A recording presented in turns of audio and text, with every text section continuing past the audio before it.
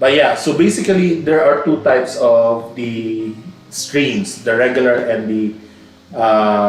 the student direct. Usually in student direct, not much proof of funds needed, pero you have to purchase a government insurance bond something, GIC, in the amount of $10,000, diba? And then regular, you just have to pay the tuition fee, and yeah, you just have to show proof of funds in your bank account, and that could suffice. May iba na nag-pay lang ng down payment. Okay? May iba nga nag-deposit lang. Hindi nila binayaran yung buong tuition fee. Ang alam ko regular, you have to pay the entire program. Tama ba? Or did you just pay 1 year worth of tuition fee? Ayun, yun pala yung ano ko, kaya hindi ako nag-SDS. I'd rather put the money, what I did is I paid yung first year tuition. Hindi naman required din eh. Usually, ang sinasabi lang ng mga schools, most schools, is the first semester or first term. But for me, since it was a family, I wanted to prove that the money is there. Kasi diba, alam naman ng Canada dito na yung mga hiraman ng money, the deposit, ano yung bank account.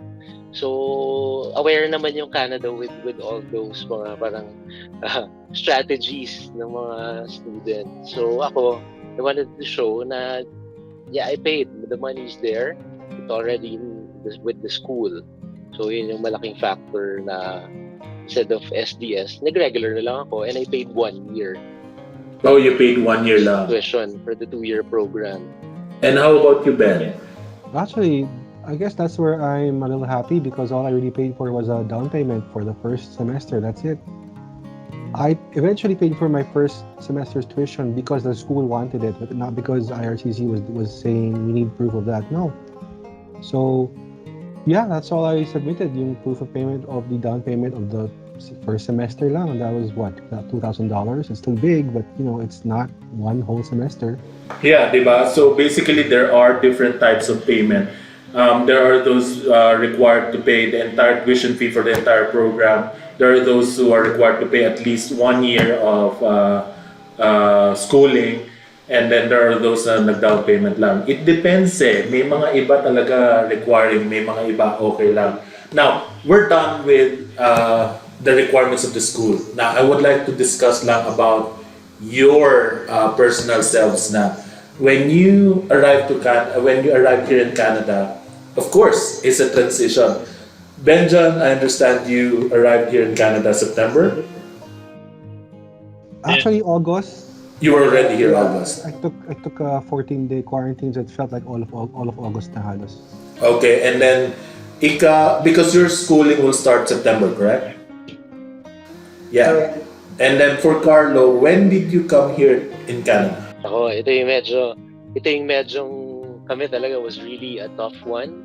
Because on the day we submitted our application sa Manila, naalala ko pa yun, kasi dalawa dati, lahat ngayon online na eh. Kami we took the paper route, paper application, wala na yun eh.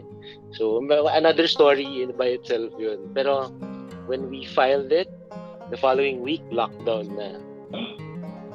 Yung nag-lockdown na yung Manila, yung start na ng pandemic. So, our application, yes, naipit yung application namin for almost 9 months of waiting kami. So we applied around February. We got our decision around November last year, ng 2020. Supposed to be, my intake was September 2020. So I had to move it to winter, January 2021. So yun, so dumating, I took it online for a while in Manila, tapos February kami dumating of 2021. So it was really tough, ang daming canceled flights, paiba-iba yung travel restrictions ni Canada, tapos umabot pa kami dun sa point na talagang na-stress kami dahil bigla nag-announce yung Canada na pagdating mo, dapat mag-hotel ka at a designated hotel with such and such expenses na napakabigat when you're a family. So, basta by God's grace, yung basta nang nag-book kami, parang napunta siya sa gray area pa. Yung policy na yon na in-announce pero hindi pa siya implemented. So, na pagdating namin sa Vancouver, nung dumating kami, by God's grace na naman, a week before, parang na-speed up yung ano namin, na-cancel yung original flight namin, inagahan ng 1 week earlier. Which is a blessing kasi hindi pa enforce. Pero kung dumating kami sa original date, enforced na yung hotel quarantine at port of entry. So nakaiwas kami dun sa another bulagang expenses na naman. So basically February 2021, when did you start your schooling ba? So sabi mo you mentioned na online ka in the beginning. Yeah, that's good. And so basically you arrived here, ang daming pabago-bago again, changing because of the pandemic. Talagang no one was really prepared for that. Talagang nag-lockdown. A lot of countries or governments do not know how to handle this pandemic. Kaya nga, they thought na by banning flights, that's one way of effectively avoiding the infection, di ba? But now, you arrived here, si Ben nagbayad lang ng down payment, ikaw Carlo, you paid the 1 year worth of tuition fee. How much did you have when you traveled to Canada? How much did you bring to Canada when you arrived here? Or did you bring cash or did you use your credit card? So how? How much did you have to bring? Ako naman, kasi meron policy, di ba, na if you bring more than $10,000 in cash, you have to declare sa port of entry. So, hahaba yan. You have to fill up forms yata and explain stuff pa sa, in our case, Vancouver, yung port of entry namin. So, what I did, kaya naman when I research, you can already deposit your money to a bank like Scotia and the other banks. Pero ako, Scotia pinili ko. So that I deposited na yung way ahead, yung larger amount. And I just brought pocket money siguro ng mga $6,000 to $8,000 if I'm not mistaken. Inunder ko para I don't have to declare, mas mabilis kami sa immigration. So that's what I did. So okay naman, it worked out. And yun, 14-day quarantine kami here. So yun nga hindi din mo magagamit yung dami ng connections mo or friends mo. So when you're in quarantine, talagang full support yung mga friends namin dito. So we didn't really have to be stressed in thinking about, basta na, pinabili na namin lahat, groceries, they helped medyo semi-furnished na yung the place we found. Hindi na rin kami nag-hotel kasi sabi ko, darating na lang kami, we're able to find a rental place na agad na kung doon tayo magka-quarantine, dire-diretso na. Yun na yung titira na natin. So iba kasi Airbnb, hanap bahay, or apartment. So gano'n kami. Talagang I made it a point na meron na kaming place when we arrived. Talagang pinagdaan mo, no? So, talagang plinano ko talaga with that. As in, bago ka umalis, kailangan alam na natin kung saan tayo mag-stay. Yes. I made sure na parang, kasi iba pag may family komportable yung... I know. I wonder, ganito rin mga ginawa ni Benjan? Or parang, basta gusto ko na umalis, lipad na ako, bahala na si Batman pag pumunta na ako pagdating ko sa Toronto. Ay, sa Ontario. Iba pag single kaya-kaya na go with the flow, di ba, Benja? So guys, thank you for having me on. I'm going now. Basta kung saan dadalhin ng hangin, doon ako. Okay, man. Hindi na masarap pag single.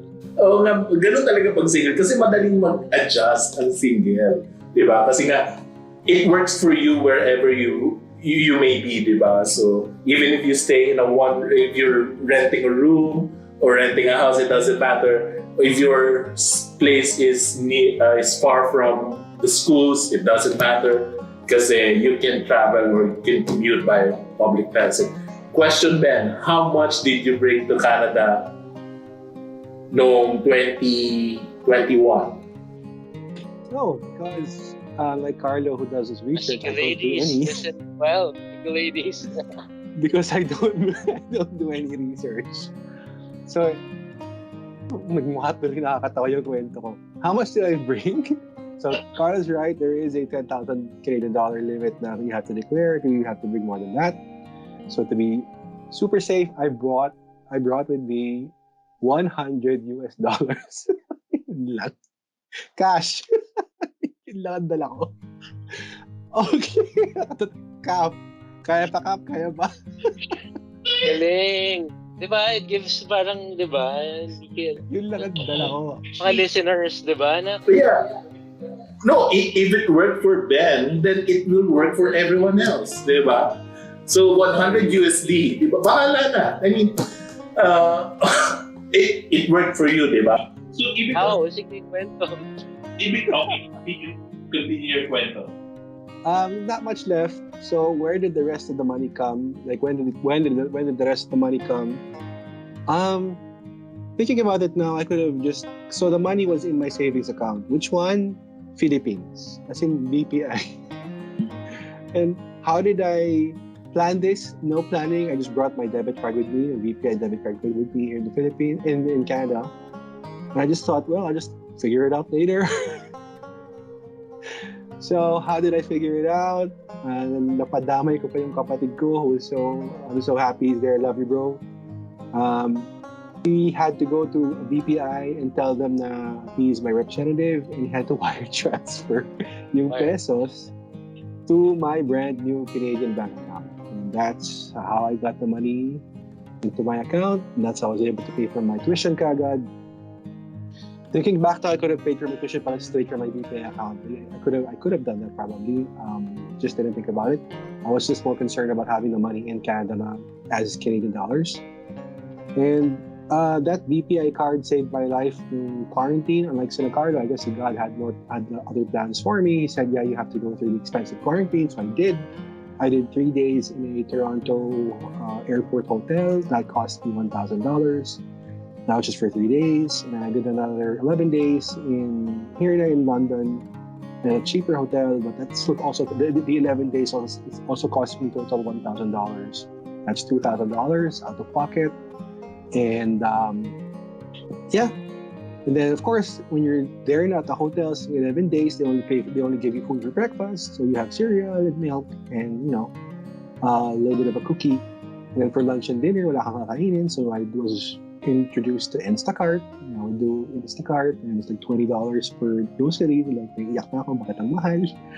But yeah, and so you really learn to budget. You learn how to, you cope with it, you live with it. And then after quarantine was done, I was so happy. And I finally hit the ground running, as they say here in London. And I got to my first place.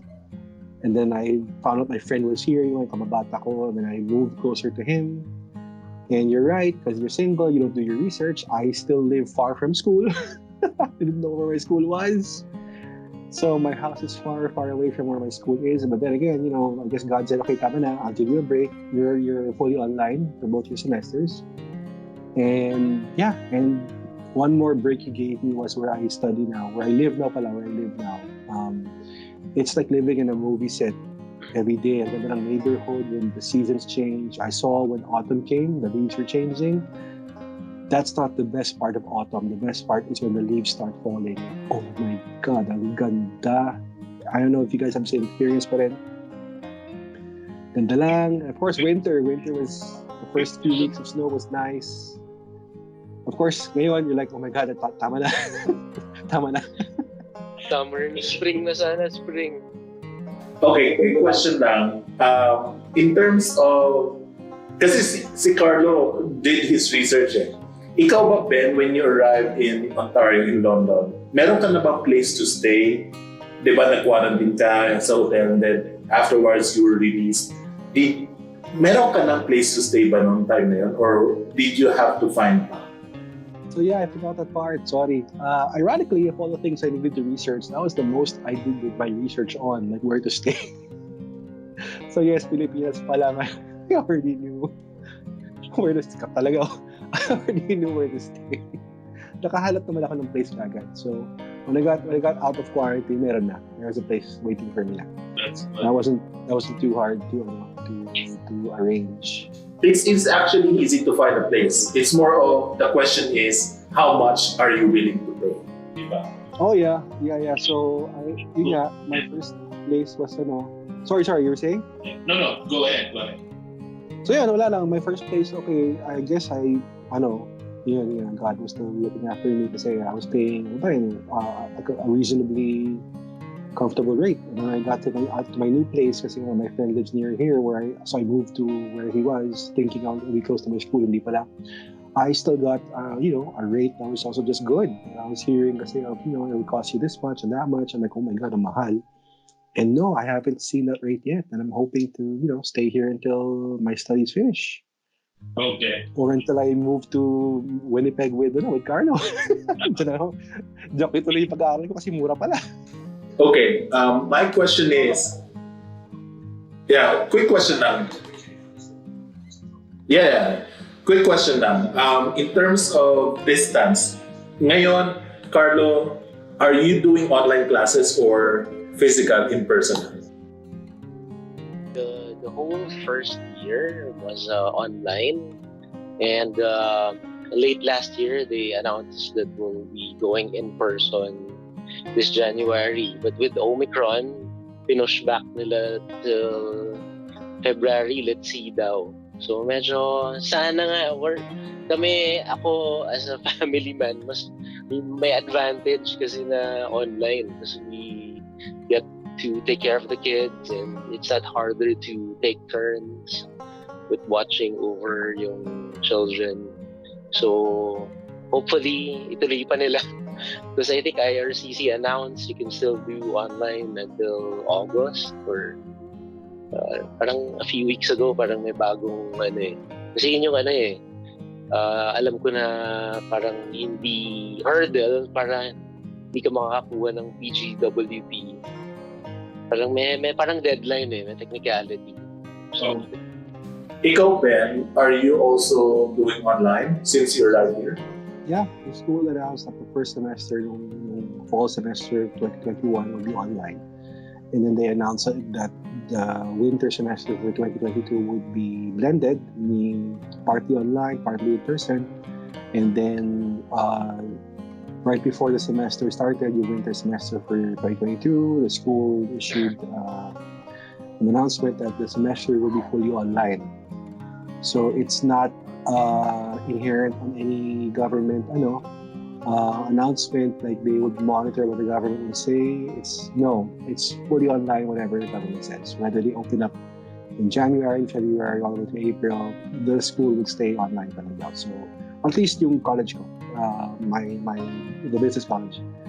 So yeah, and then and then next year I'm hoping that things will go back to a little bit of a normalcy, and then I would look forward to a little bit of a blended arrangement next year, next school year ko, I guess kasi with the Omicron, sobrang highly infectious siya, di ba? So, unfortunately, hindi natin pwedeng ibaliwala yung effects or consequences ng Omicron.